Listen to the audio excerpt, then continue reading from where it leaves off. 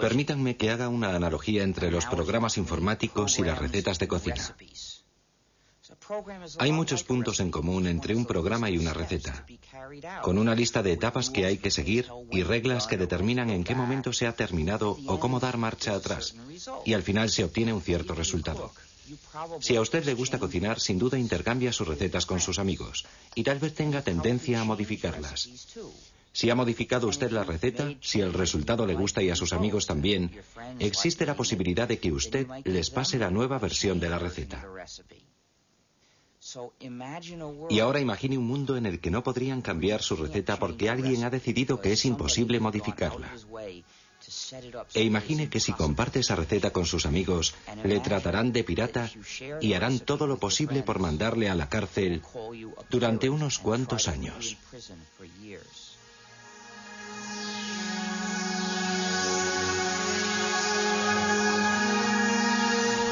Código Linux.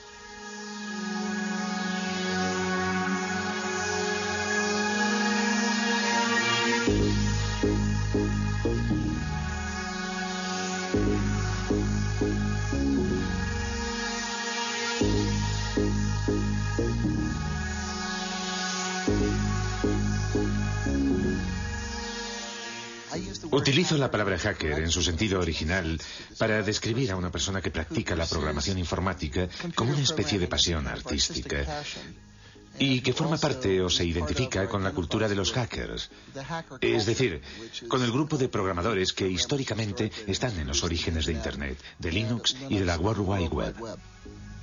Hacker, qué palabra mágica. El rebelde de nuestra nueva era. En el principio era el ordenador, luego el ordenador personal y por fin apareció la red que ha conectado a todo el planeta y que recibe el nombre de Net. ¿Contra qué se rebelaron los famosos hackers? Para que nuestros ordenadores funcionen necesitan un sistema operativo. Nuestros hackers se negaron a que ciertas compañías, sobre todo Microsoft, desarrollasen sistemas operativos sin entregar al mismo tiempo los códigos de fabricación que permiten adaptar nuestro ordenador a nuestras propias necesidades. Entonces se pusieron a descifrar los códigos para repartirlos de forma gratuita a través de la red y ponerlos a disposición de todo el mundo. Así se inició esta nueva guerra postmoderna entre Bill Gates, jefe multimillonario de Microsoft, y algunos insolentes e impertinentes programadores que rechazan el sistema cerrado en el que quiere encerrarlos el magnate de la informática. Un pequeño genio de Finlandia lanzó a la red un nuevo sistema operativo para ordenadores y un ejército de programadores del mundo entero trabajó con él para hacer evolucionar y dar una salida a este sistema que compite de frente con Microsoft y que recibe el nombre de Linux. Linus Torvalds ha creado un sistema informático que ha cogido por sorpresa a toda la industria. Linux, un sistema operativo que hoy se utiliza en 8 millones de ordenadores del mundo entero. La revista Wired considera a este hombre joven como el nuevo chamán de Bin Minen y declara que su sistema operativo Linux es el producto más magnífico de Internet. El hecho de que Torvalds distribuya Linux de forma gratuita y revele su código fuente le ha convertido casi en un personaje de culto. Linus Torvalds, genio de la informática, sueña con derrotar a Bill Gates de Microsoft. ¿Será de verdad posible? Algunos dicen que Linus Torvalds ha realizado un milagro.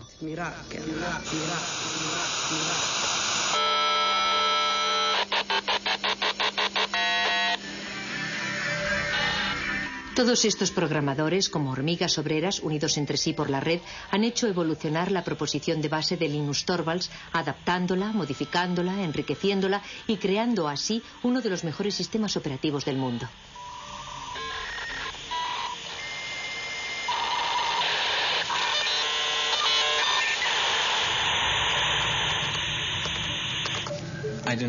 Yo no quería que ningún otro hiciese lo mismo que yo, que tratase de encontrar algo parecido a Linux. Me dije, tal vez otro estudiante de informática necesita un sistema operativo y de esta forma no arrancará de cero. No quería luchar contra los molinos de viento, no se trataba de Don Quijote contra el resto del mundo, buscando crear el mejor de los mundos posibles.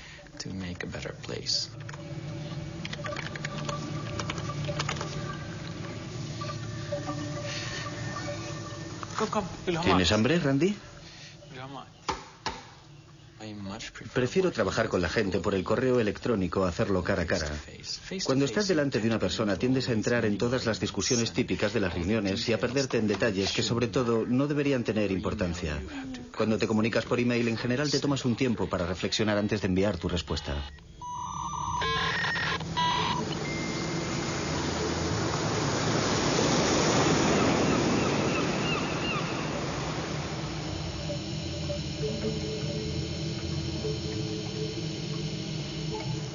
El simple hecho de que no estemos todos en la misma habitación no significa que no estemos juntos en el sentido social del término. Es como si compartiéramos una oficina muy grande. Incluso nos peleamos y reñimos por Internet. Es un proyecto enorme. Que yo sepa, ningún otro proyecto de creación de software ha hecho trabajar jamás a tanta gente repartida por toda la superficie del globo, todos unidos y apasionados por el objetivo común de desarrollar un nuevo software. Lo más innovador de la comunidad Linux no es su código fuente, sino más bien toda la maquinaria social que se ha creado a su alrededor.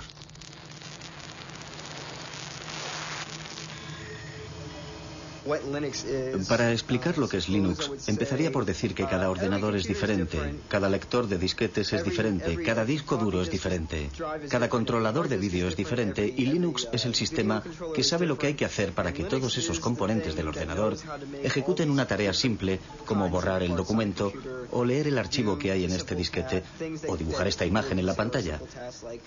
Linux sabe cómo hablar a esos diferentes componentes materiales y les permite efectuar las operaciones corrientes que realizamos a diario con nuestros ordenadores. ¿A qué nos referimos con exactitud cuando decimos Linux? Algunos se refieren al sistema operativo informático global sobre el que reposa todo lo que ocurre en el interior de nuestro ordenador.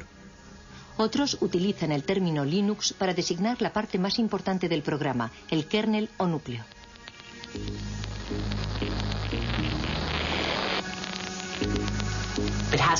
Hay que remontarse a la persona gracias a la que empezó todo, que utilizó Internet para crear una comunidad de individuos en la que todos tenían la sensación de que su contribución era válida. Y esa capacidad para fomentar la cooperación solo podía provenir de una persona educada en un país como Finlandia.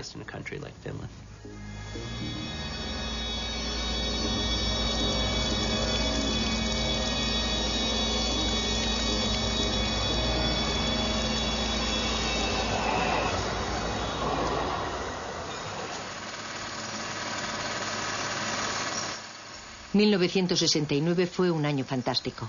Los primeros pasos del hombre en la luna, el festival de Woodstock, el nacimiento de ARPANET, antepasado de Internet, los inicios de Unix, el sistema operativo de los grandes ordenadores, y el 28 de diciembre el nacimiento de Linus Torvalds.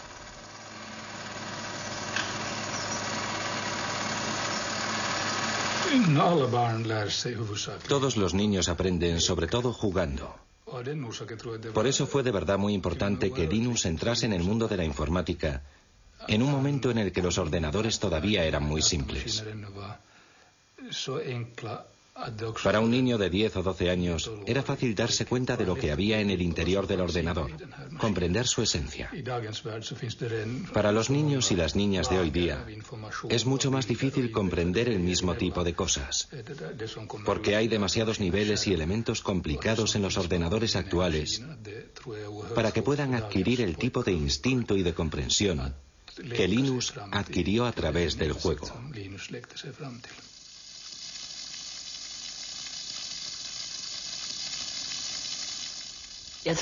Fue como un flechazo inmediato, tanto para su padre como para Linus. Los dos estaban excitadísimos, como unos niños, ante la idea de probar las posibilidades del Big 20. El lugar en el que Linus desarrolló Linux ya no existe. Ese cuarto existía antes de que tiráramos los tabiques. Aquí había una pared que seguía hasta un poco más lejos. Y allí había otra pared. Más o menos aquí, donde hoy está el sofá, estaban la mesa de trabajo y los ordenadores de Linus. Yo diría que lo que más ha cambiado en él es que se ha convertido en una especie de gurú de la resistencia. Sabe de verdad cómo cautivar a su público. lo que supone un cambio radical respecto a cómo era antes, porque era más bien tímido e introvertido. Y por regla general nunca tenía iniciativas propias, sino que dependía más bien de lo que proponían sus amigos.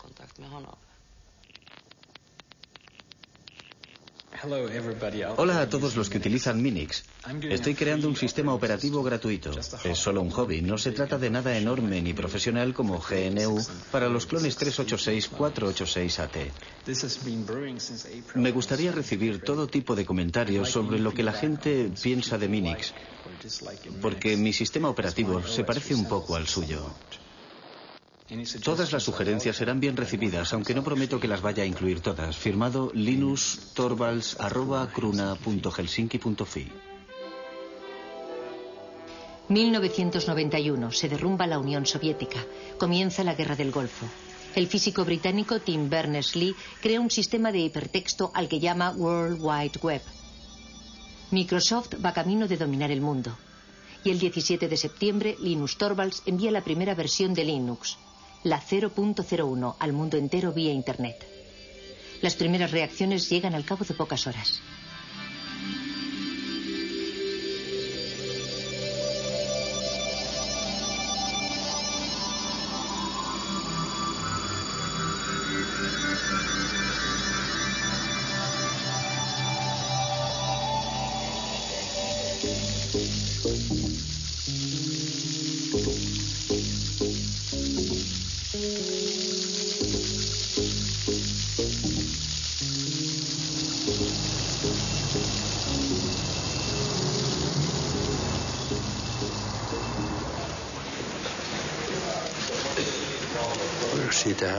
Empezamos a oír hablar de ese programa en la cafetería y decían que había empezado a ser distribuido por Internet. Luego oímos hablar del tal Linus y de la clase de hombre que era. Pero la verdad es que ya se había distinguido con anterioridad por la excelencia de sus resultados.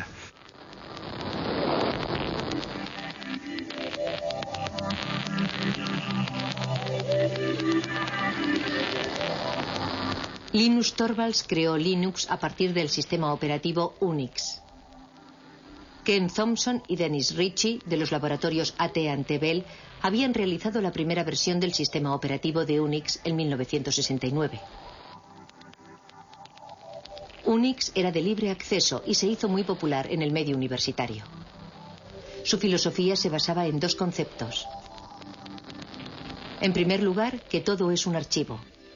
Y en segundo lugar, que cuando creas un programa escribes cosas que cumplen una sola finalidad, pero que la cumplen bien.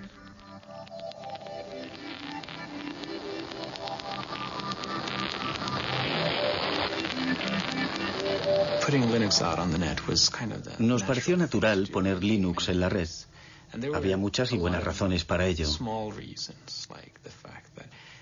En especial el hecho de que era una buena idea hacer que Linux fuese accesible a otra gente que podría ponerlo a prueba y enviarme sus comentarios. De hecho, Linus podía elegir entre dos opciones. Podía distribuir Linux de forma gratuita o podía tratar de venderlo. Linux jamás se habría vuelto tan importante si Linus Torvalds hubiese tratado de obtener un beneficio comercial. Nadie lo hubiera comprado, habría sido una maniobra inútil. Ya llevamos aquí un montón de tiempo. La distribución de Linux está en su tercera generación. Nos costó mucho trabajo encontrar sitio para Linux. Sí. Al principio, Linus no quería distribuir Linux de forma gratuita y estuvo reflexionando durante mucho tiempo para decidir bajo qué copyright presentarlo. Luego, poco a poco, conseguí convencerle de que lo sacara bajo el copyright de GNU. Linuxin julkistamaan Linuxin GNU-copyrightin alla. Sobre todo porque el programa de compilación que utilizaba había salido bajo la licencia GPL, así que acabé decidiendo que utilizaría también la licencia GPL. La licencia GPL fue fundada por la Free Software Foundation a mediados de los años 80. Esta fundación especifica que si uno cambia o modifica el código, debe poner sus cambios y mejoras a disposición de todo el mundo, de forma gratuita. La licencia GPL tenía como objetivo impedir que alguien se apropiase del monopolio de una nueva tecnología importante. Pienso que el momento era bueno. Creo que un año antes no habría podido funcionar. Y un año más tarde, cualquier otro habría sacado algo parecido. Internet todavía no había calado de verdad entre el gran público, aunque sí había calado hondo en las redes universitarias. Yo había escrito un programa de lista de correo utilizando el lenguaje de programación C. Tenía que desarrollarlo y añadirle funciones, porque muy pronto hubo miles de personas interesadas en él. Me llevé una sorpresa enorme de que las cosas funcionaran en progresión geométrica. 1 millar de usuarios se transformaba al día siguiente en 2000 y al otro día ya tenías 4000 usuarios. Sin Internet, el desarrollo de Linux habría sido como querer jugar al ajedrez por correo.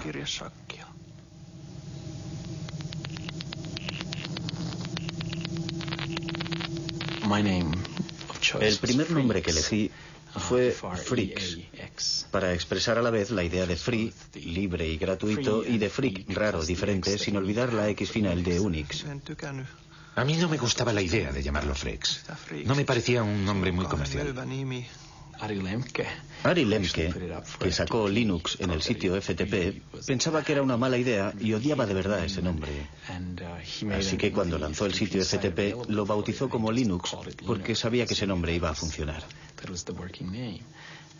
Nos quedamos con ese nombre, que está claro que es muchísimo mejor.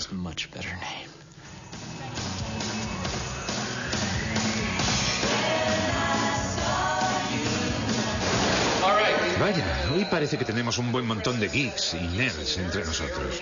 La primera pregunta de la categoría fácil es: ¿cómo se pronuncia Linux? Bueno, yo Linux lo pronuncio Linux. Sin embargo, si fuese Linus Torvalds, no hay duda de que lo pronunciaría Linux. Claro que si uno es de la costa oeste de los Estados Unidos, lo más seguro es que lo pronunciaría Linux. Pero a Linus Torvalds le importa un bledo cómo pronunciéis Linux siempre y cuando lo utilicéis. Empecé a jugar con Linux en julio de 1991, poco tiempo después de que Linux sacase la versión 009 del núcleo. Lo descargué desde Finlandia, jugué con él y me pareció que era muy claro. En aquella época la anchura de la banda de Internet en la conexión transatlántica era muy limitada. Así que resultaba muy trabajoso descargar todos esos paquetes desde Finlandia. Entonces pensé que había que hacer algo para remediar ese problema. Utilicé mi estación de trabajo personal, la que tenía en mi despacho, tsx-11.mit.edu, y creé en ella un archivo espejo de todas las fuentes del núcleo. Fue el primer sitio FTP de Linux que existió en los Estados Unidos. La primera vez que recibí Linux lo descargué en disquetes. Luego lo instalé en una de las máquinas de laboratorio de informática de la Universidad de Pensilvania, por lo que me echaron del laboratorio. Pero, en fin, esa fue mi primera experiencia con Linux.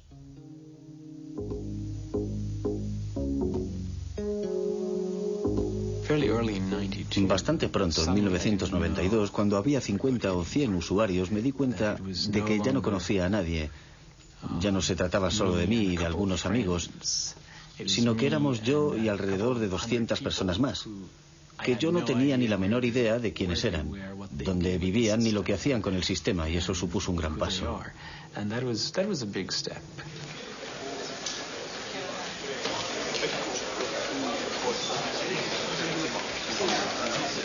En 1994 el lanzamiento de la versión 1.0 fue muy importante y significó mucho para mí porque había supuesto muchísimo trabajo. Supuso sin lugar a dudas un hito en la utilización comercial de Linux. Antes de la versión 1.0 era realmente muy difícil utilizar Linux con fines comerciales. Les doy la bienvenida al lanzamiento del sistema operativo Linux.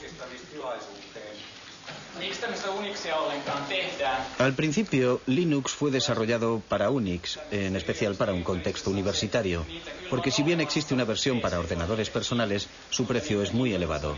Se puede comprar un DOS para un ordenador personal por 200 marcos, pero Unix puede representar con facilidad un desembolso de 20.000 marcos, que es un precio demasiado caro para un estudiante.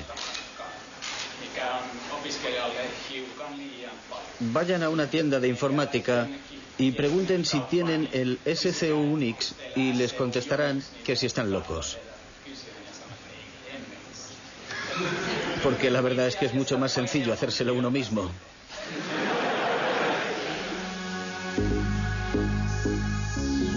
El proceso de desarrollo de Linux es extraño. No se basa en ninguna jerarquía aparente. Todo el mundo puede dar sus sugerencias para cambiar el código. Pero hay una persona que dirige, que toma las grandes decisiones y que selecciona las mejores ideas. Linus, el dictador benévolo.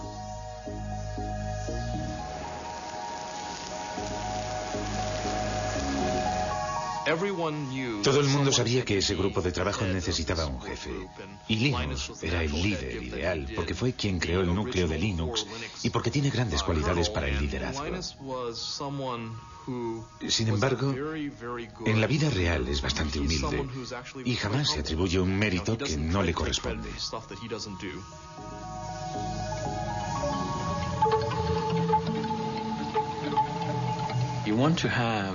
Yo quería que cientos, miles de personas trabajaran en el núcleo al mismo tiempo, pero no quería que se pelearan y se pisaran los unos a los otros, porque en ese caso pierdes mucho tiempo resolviendo los conflictos y te ves metido todo el rato en discusiones acaloradas.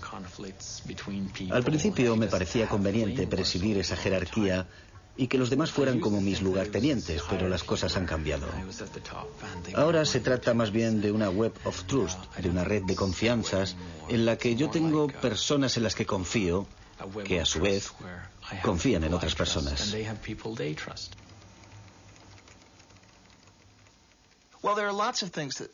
A los que desarrollan los sistemas les motivan muchas cosas, como el orgullo artístico, la satisfacción del trabajo bien hecho, casi artesano, el sentimiento idealista de formar parte de algo más importante y más grande que uno mismo, el deseo de ayudar a la gente y de encontrar soluciones a los problemas. Y a falta de remuneración, en la mayor parte de los casos esa gente busca sobre todo forjarse una cierta reputación entre sus colegas. Uno de los puntos fuertes del desarrollo de Linux es que casi todos los creadores de software pueden ser contactados directamente por correo electrónico. Tetsu jugó un papel fundamental en la difusión de Linux en los Estados Unidos.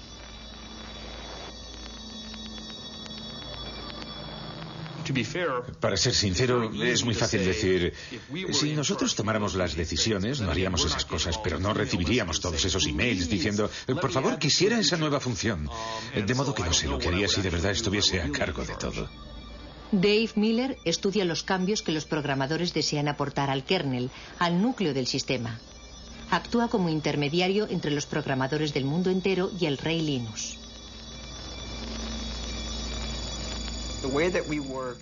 Nuestra forma de trabajar es la siguiente. Puedes hablar durante todo el día de una gran idea o de una solución genial, pero tienes que proponernos algo. Enséñame algo concreto, envíame un fragmento de código, algo tangible, que yo mismo pueda probar para hacerme una idea de qué se trata, en vez de pasarte el día entero hablando del asunto de forma abstracta. Alan Cox, un hacker renacentista, es el colaborador más cercano de Linus, su mano derecha.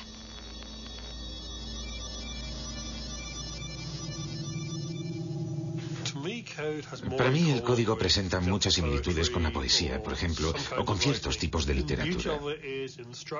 Su belleza reside en su estructura y en el hecho de clasificar las ideas una por una de forma clara. Si el código es bueno, lo puedes leer sin hacer comentarios. Comprendes de inmediato por qué ha sido escrito y lo elegante que es. Buscarás un código que sea a la vez elegante y claro, pero que no se base en trucos de la programación, que no dé por hecho una hipótesis que en el futuro podría demostrarse que es falsa. Porque lo último que te interesa es tener demasiado código en el núcleo final. En el núcleo de Linux, en general, el código no necesita demasiado esfuerzo para funcionar porque nuestro objetivo no es programar y reprogramar por siempre jamás. Después de haber dirigido el proyecto Linux durante 5 años en Finlandia, en Helsinki, Linus fue reclutado por Silicon Valley, en California. Él deseaba descubrir el otro mundo, el del comercio y la industria. Quería salir del mundo universitario.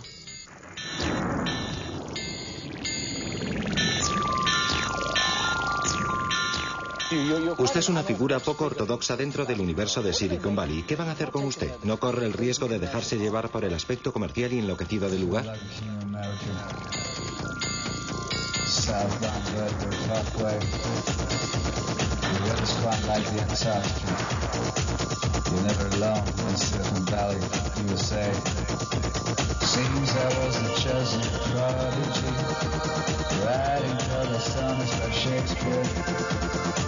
Some sort of balcony, they couldn't even get near. And they didn't even Harry the Earth. The East, they found the breath. They probably sell the shares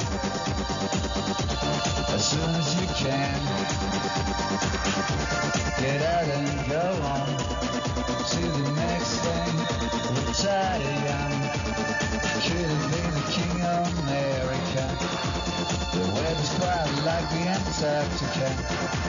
Southbound Vertigo Parkway. Linus empezó a trabajar para la compañía Transmeta, la empresa misteriosa que se negó durante muchos años a revelar sus actividades. Se sabía, sin embargo, que trabajaba con un código fuente cerrado, siguiendo el ejemplo de Microsoft. ¿Habría cambiado Linus de bando? El mundo de los negocios tiene leyes extrañas. Al mismo tiempo que trabajaba para Transmeta, Linus podía seguir desarrollando su propio software con permiso de sus jefes. Hicieron todo lo que pudieron para obligarme a ser la imagen de Linux y de la comunidad open source en su conjunto. A pesar de que no había sido yo el que había tenido la idea de open source.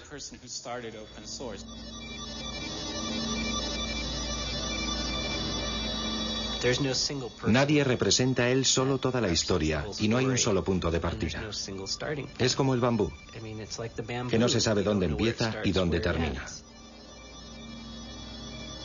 En mi opinión, este movimiento no tiene nada de nuevo. Anda flotando por ahí desde hace bastante tiempo. Recuerden la actitud general que teníamos en los años 70 respecto a Unix. Aunque técnicamente no se trataba de un código fuente abierto y no era gratuito.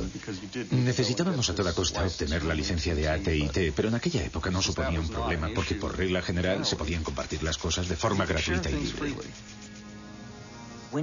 Cuando utilizas un programa, por regla general utiliza su forma ejecutable, es decir, una serie de ceros y de unos.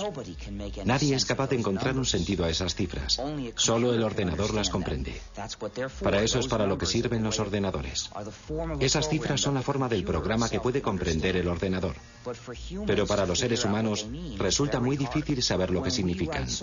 Cuando desarrollamos un software, lo programamos bajo la forma de código fuente. El código fuente es una especie de álgebra. Es la forma de entenderlo si eres programador. Suele haber una cantidad enorme de comentarios y de explicaciones incluidas en el código fuente para ayudar a que la gente comprenda el programa.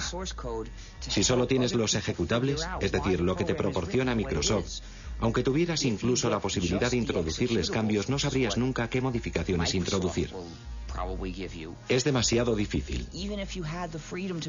Para poder modificar un software y hacerlo más práctico y más fácil de usar, debes disponer del código fuente. Si observas de verdad el proyecto, como ya he dicho otras veces, verás que Linus desarrolló el kernel, el núcleo, pero no la totalidad del sistema. Pienso que lo más interesante de este asunto es el hecho de que Richard Stallman iniciase el movimiento. ¿Han oído hablar de Richard Stallman? Él quería que todo el mundo tuviera derecho a utilizar los softwares y a copiarlos sin infringir la ley, para hacerles cambios, para distribuirlos y para mejorarlos. Él quería dar derechos a la gente. Había decidido aniquilar el capitalismo americano corrompido de la industria informática. Y dimitió de su puesto de trabajo, pero siguió programando.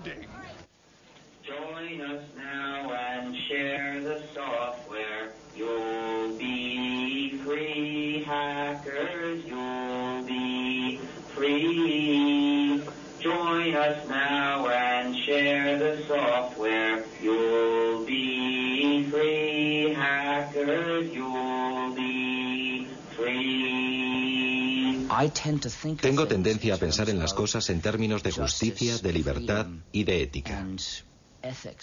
Lancé la idea en noviembre de 1983, pero todo comenzó en enero de 1984, cuando dimití de mi puesto en el MIT para empezar a desarrollar un sistema operativo gratuito, al que bauticé con el nombre de GNU.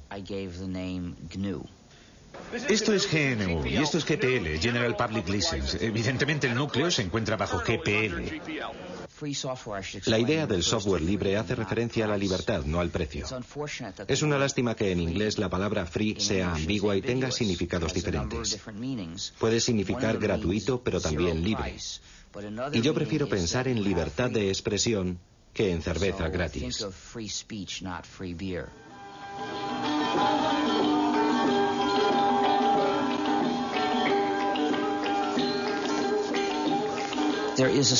Existe una similitud entre el folclore cuando un poema o una canción se redefine o cambia de forma de un cantante a otro, y la forma en que puede mejorar el software libre.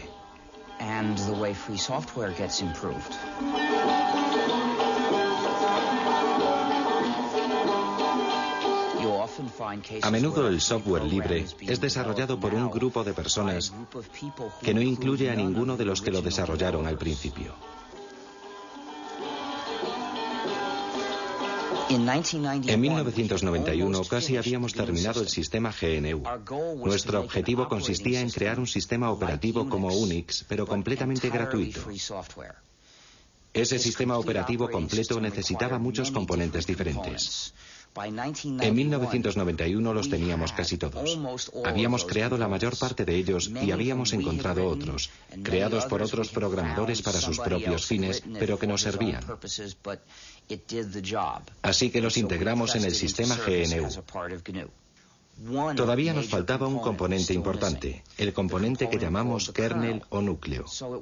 De modo que nos vino muy bien cuando Linus Torvalds creó su núcleo.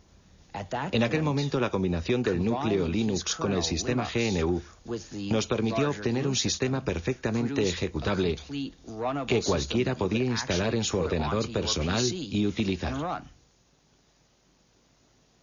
Una vez desarrollado Linux, el sistema GNU estaba terminado y empezó a hacerse cada vez más popular. Pero en ese mismo momento ocurrió algo desafortunado. La gente que utilizaba el sistema GNU no se dio cuenta de que se trataba del sistema GNU y empezó a llamar Linux al conjunto, a la combinación. Y ese error se extendió. A los que trabajaban en el proyecto GNU les resultaba muy difícil atraer la atención del usuario sobre esas cuestiones éticas y políticas.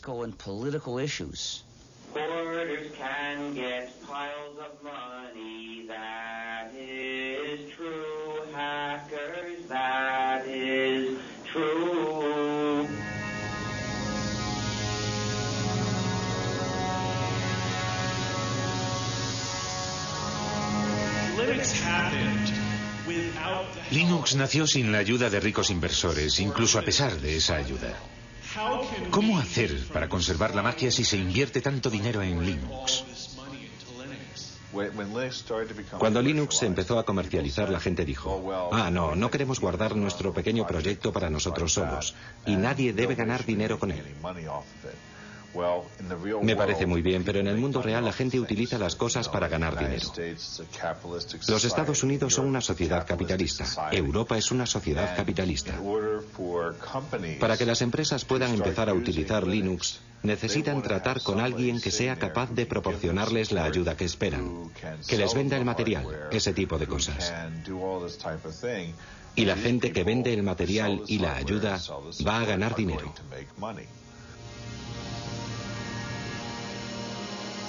Pocos de nosotros somos hackers.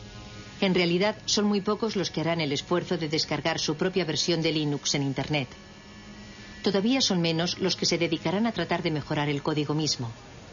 Aunque Linux sea difícil de utilizar, los clientes han sabido apreciar su gran fiabilidad y la accesibilidad de su código fuente. Para las empresas visionarias se trataba de una oportunidad que no se podía pasar por alto.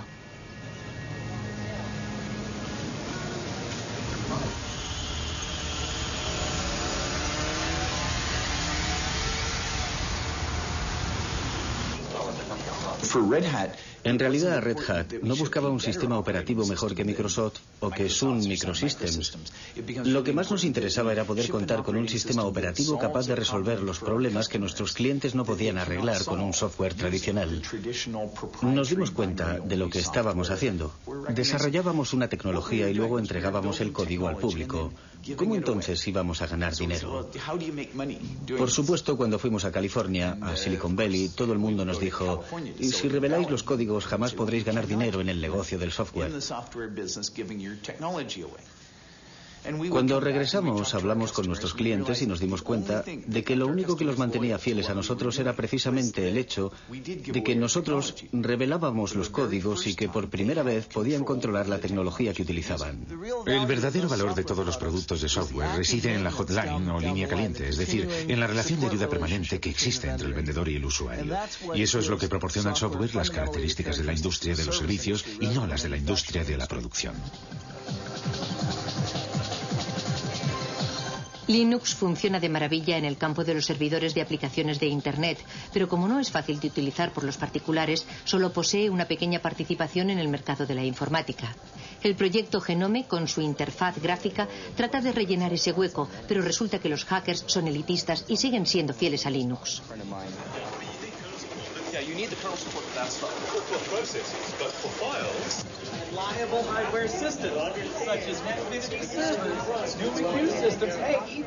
Miren quién está ahí. Es un pingüino. Hola, pingüino. Vaya, pero si es Tax. Hola, Tax. El trabajo de Linus Torvalds crea todavía más millonarios y billonarios y le está haciendo salir canas al hombre que de lejos es el más rico del mundo, Bill Gates. Microsoft utiliza un modelo muy tradicional. Producen un código fuente cerrado, lo meten en un CD y lo venden. Ellos se ocupan de todo el trabajo de desarrollo de los sistemas y todos los beneficios son para ellos. Una vez que has entrado en este negocio es muy difícil cambiar de cultura, como por ejemplo orientarse hacia un negocio de cooperación en el que los programas se utilicen para revelar el código.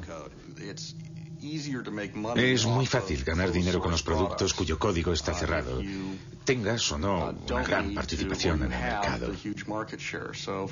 Por ejemplo, ahora mismo Microsoft no se siente de verdad incentivado a abrir su código, no le interesa. Pero pienso que Microsoft se verá obligado a hacerlo, aunque a regañadientes. A las compañías les interesa seguir siendo propietarias de ciertos algoritmos. Por ejemplo, ciertas empresas han trabajado muchísimo en los algoritmos de compresión, en especial para el streaming multimedia, y no quieren que la gente sepa cómo lo han hecho, porque es justo ahí donde reside el valor de su producto.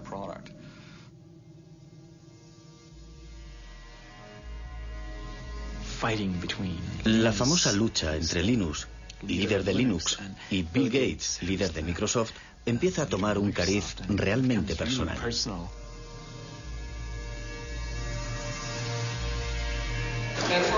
Una pregunta de la categoría rarezas. ¿A quién pertenecen estos labios? Voy a contestar yo. Son los labios de Bill Gates a punto de contar otra mentira más.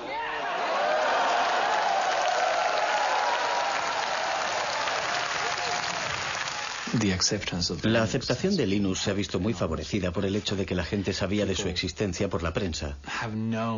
El aspecto David contra Goliat de la historia nos ayudó un poco, aunque en realidad eso no sea cierto del todo. La gente espera de los demás que sean amables y hagan bien las cosas. Yo no pienso que eso sea cierto ni que deba serlo. El poder de Linux es que, aunque no te ayude nadie, siempre podrás disponer de tu propia copia de Linux. Y la posibilidad de hacer con ella lo que te dé la gana. Quiero evitar convertirme en el político de Linux. Quiero que todo el mundo piense que soy un buen tipo y que soy una persona que no hace trampas. Linus, una última pregunta. Yo soy de la India. ¿Hay muchos indios que contribuyan al desarrollo del núcleo? No, no hay muchos. ¿Qué mensaje le gustaría mandarles para que sean cada vez más los que se unan a su proyecto? En mi opinión es solo un problema de infraestructuras. No siempre tienen acceso a Internet o disponen solo de una conexión muy lenta. Y pienso que la gente quizás no está acostumbrada a ese tipo de colaboración por Internet y se pone un poco nerviosa. ¿Tienen un mensaje para motivarles, para hacer que vengan más programadores? No conozco los problemas de la India, pero sin duda existirán problemas locales que solo los indios pueden resolver. Problemas que al continente americano no le importan en absoluto.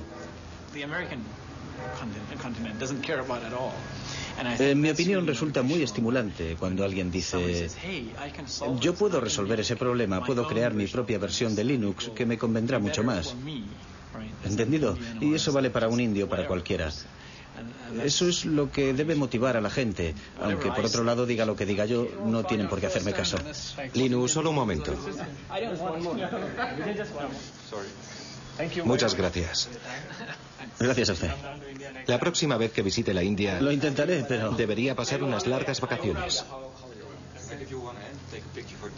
Trabajo para una revista holandesa.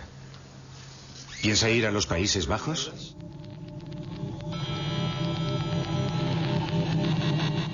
El verdadero valor de Linux puede ser otro que el de anular a Microsoft. Linux fue concebido para funcionar con ordenadores baratos y para resolver problemas corrientes. Si uno no tiene bastante dinero, representa una verdadera alternativa totalmente gratuita. El proyecto Linux empezó en Europa y en los Estados Unidos, pero hoy día el software libre permite encontrar siempre nuevos programadores, procedentes incluso de países en los que la informática está dando todavía sus primeros pasos.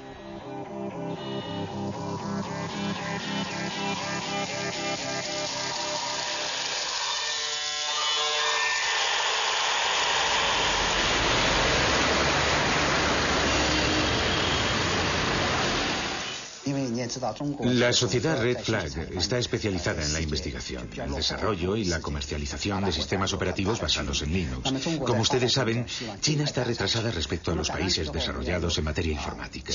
La diferencia es muy grande y estamos tratando de salvarla lo más deprisa posible. Mientras tanto, debemos recurrir a la experiencia de muchos otros países. Damos una gran importancia al sistema operativo. Empezamos a desarrollar el sistema a partir de Linux, pero debido a la estricta reglamentación del mercado, fracasamos. Linux representa para nosotros una gran oportunidad, así como una buena base para formarnos en las nuevas tecnologías del mundo entero.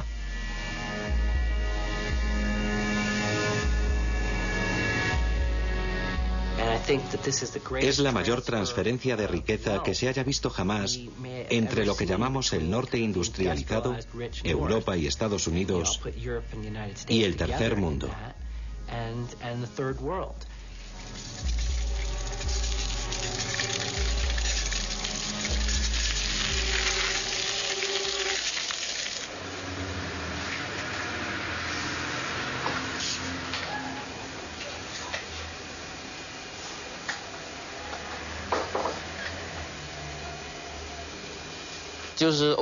Es el código fuente abierto. Pienso que es muy importante para mucha gente. Me gusta la filosofía y me gusta analizar las cosas desde el ángulo de la filosofía. Pienso que los códigos abiertos están de acuerdo con el espíritu de la ciencia, es decir, el espíritu de acceso libre y sin restricciones a la información. Nada debería estar oculto. Esa es mi primera impresión respecto a Linux.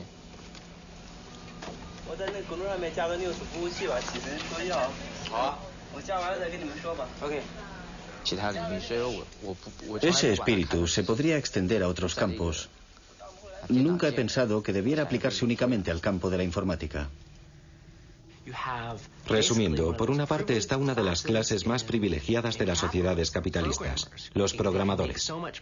Pueden ganar tanto dinero con la programación que tienen tiempo libre para dedicarse a sus aficiones. Los programadores como Alan Cox pueden imponer su precio. Son las personas que se encuentran en el vértice de la pirámide, que transfieren su propiedad intelectual, que supone una riqueza enorme, hacia los países pobres. Es el socialismo en acción, aunque a los liberales les horrorice que se mencione siquiera.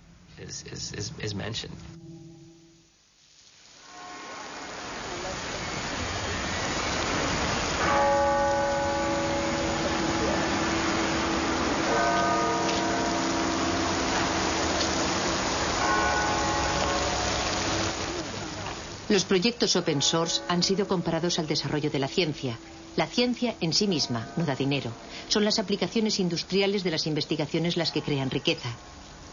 Para los hackers, partidarios de la open source, el desarrollo de Linux ha sido siempre un proyecto voluntario de tipo científico, un auténtico hobby. Los expertos más valiosos de Linux acabaron por ser contratados por otras compañías. En 1999, durante el auge de la economía de la red y de los negocios electrónicos, algunas empresas Linux cotizaron en bolsa. Wall Street anunció que las acciones de Linux alcanzaron valores récord. Por supuesto, la situación no duró, pero durante un cierto tiempo algunos hackers de Linux fueron increíblemente ricos, al menos sobre el papel.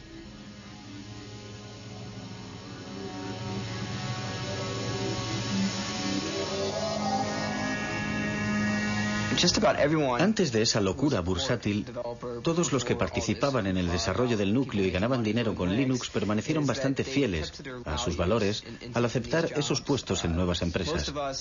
La mayor parte de ellos sigue haciendo casi lo mismo que hacía antes de obtener esos empleos. Sinceramente, que yo sepa, ninguno de ellos ha perdido su libertad.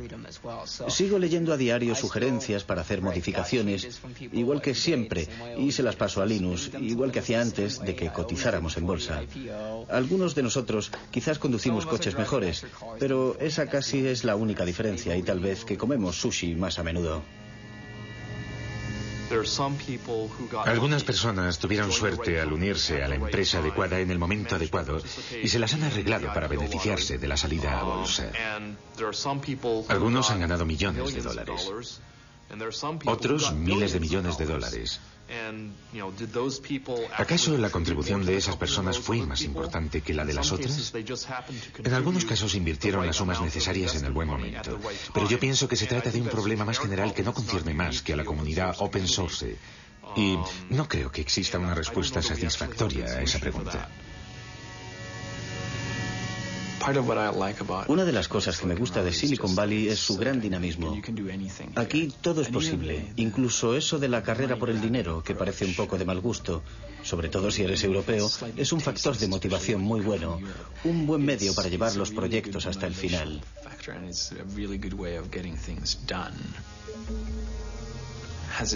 ¿Me ha hecho cambiar el hecho de vivir aquí? Supongo que sí. Ya no soy el mismo que era cuando llegué. Pero no creo que me interese más el dinero que antes.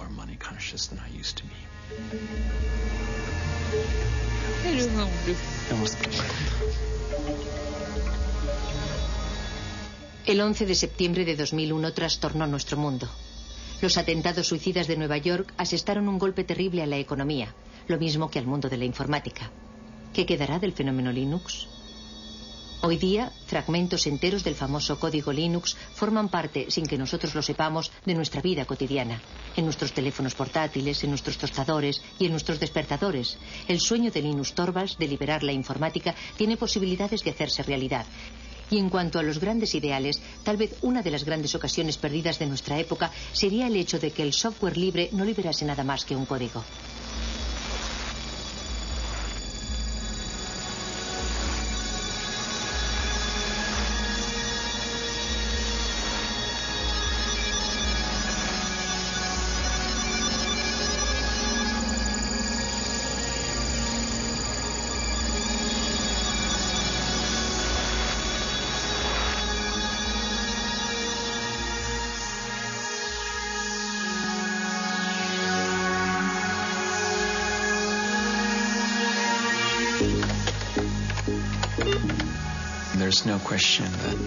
La cuestión no es saber si los progresos tecnológicos dejarán anticuado a Linux en un momento determinado.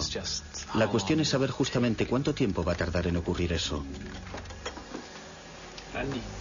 Randy, ¿no te afiles las garras en el sofá?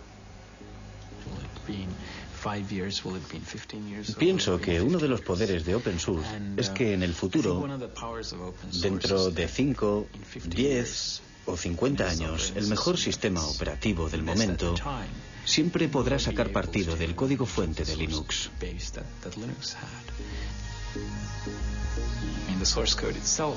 En cierta medida, el código fuente es la memoria de Linux y la gente siempre lo podrá usar como una especie de referencia. Pero hay otra cosa. También existen problemas intangibles relativos al motivo de que se hicieran las cosas de una manera determinada. Yo pienso que esas cuestiones están en el aire, conmigo o sin mí.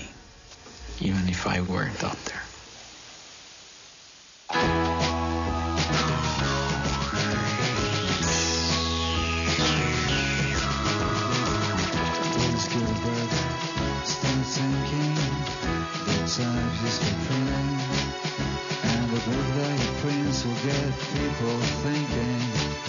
This literary and deliberately setting. Start to imagine a Bible under Latin, but the language was swearing and eating and chatting. His life is that he had, his life is that we see. Big changes through a human history. Not by some powerful dictator's decree, by botanic incremental degrees. Mr. Linus goes to Washington to speak about praxis. Retro chains, little man and universal access. Linus against Goliath with nothing else to fill. But sling a little stone in the face of Big Bill. But Linus Jefferson's give the strings that lose. Y harán todo lo posible por mandarle a la cárcel durante unos cuantos años.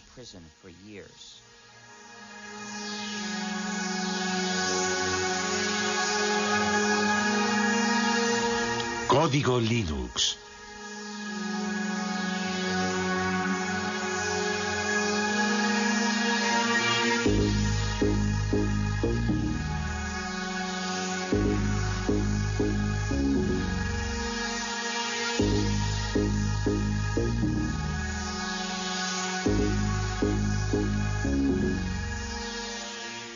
Utilizo la palabra hacker en su sentido original para describir a una persona que practica la programación informática como una especie de pasión artística y que forma parte o se identifica con la cultura de los hackers, es decir, con el grupo de programadores que históricamente están en los orígenes de Internet, de Linux y de la World Wide Web. Hacker, qué palabra mágica. El rebelde de nuestra nueva era. En el principio era el ordenador, luego el ordenador personal y por fin apareció la red que ha conectado a todo el planeta y que recibe el nombre de Net. ¿Contra qué se rebelaron los famosos hackers? Para que nuestros ordenadores funcionen necesitan un sistema operativo. Nuestros hackers se negaron a que ciertas compañías, sobre todo Microsoft, desarrollasen sistemas operativos sin entregar al mismo tiempo los códigos de fabricación que permiten adaptar nuestro ordenador a nuestras propias necesidades. Entonces se pusieron a descifrar los códigos para repartirlos de forma gratuita a través de la red y ponerlos a disposición de todo el mundo. Así se inició esta nueva guerra posmoderna entre Bill Gates, jefe multimillonario de Microsoft, y algunos insolentes e impertinentes programadores que rechazan el sistema cerrado en el que quiere encerrarlos el magnate de la informática. Un pequeño genio de Finlandia lanzó a la red un nuevo sistema operativo para ordenadores y un ejército de programadores del mundo entero trabajó con él para hacer evolucionar.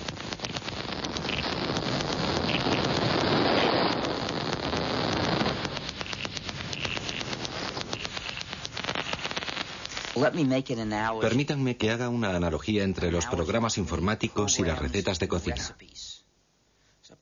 Hay muchos puntos en común entre un programa y una receta, con una lista de etapas que hay que seguir y reglas que determinan en qué momento se ha terminado o cómo dar marcha atrás, y al final se obtiene un cierto resultado. Si a usted le gusta cocinar, sin duda intercambia sus recetas con sus amigos, y tal vez tenga tendencia a modificarlas. Si ha modificado usted la receta, si el resultado le gusta y a sus amigos también, existe la posibilidad de que usted les pase la nueva versión de la receta. Y ahora imagine un mundo en el que no podrían cambiar su receta porque alguien ha decidido que es imposible modificarla. E imagine que si comparte esa receta con sus amigos, le tratarán de pirata y dar una salida a este sistema que compite de frente con Microsoft y que recibe el nombre de Linux. Linus Torvalds ha creado un sistema informático que ha cogido por sorpresa a toda la industria. Linux, un sistema operativo que hoy se utiliza en 8 millones de ordenadores del mundo entero.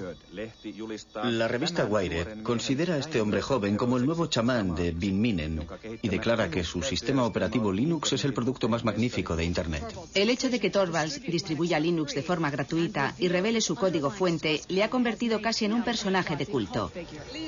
Linus Torvalds, genio de la informática, sueña con derrotar a Bill Gates de Microsoft. ¿Será de verdad posible? Algunos dicen que Linus Torvalds ha realizado un milagro.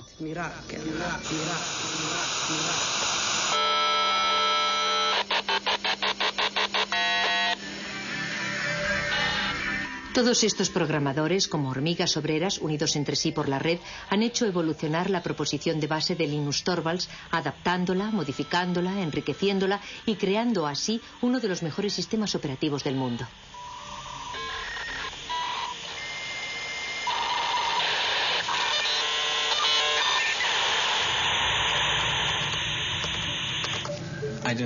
Yo no quería que ningún otro hiciese lo mismo que yo, que tratase de encontrar algo parecido a Linux. Me dije, tal vez otro estudiante de informática necesita un sistema operativo y de esta forma no arrancará de cero. No quería luchar contra los molinos de viento, no se trataba de Don Quijote contra el resto del mundo, buscando crear el mejor de los mundos posibles.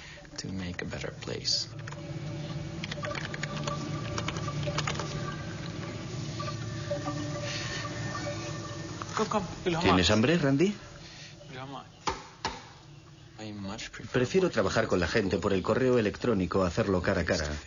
Cuando estás delante de una persona tiendes a entrar en todas las discusiones típicas de las reuniones.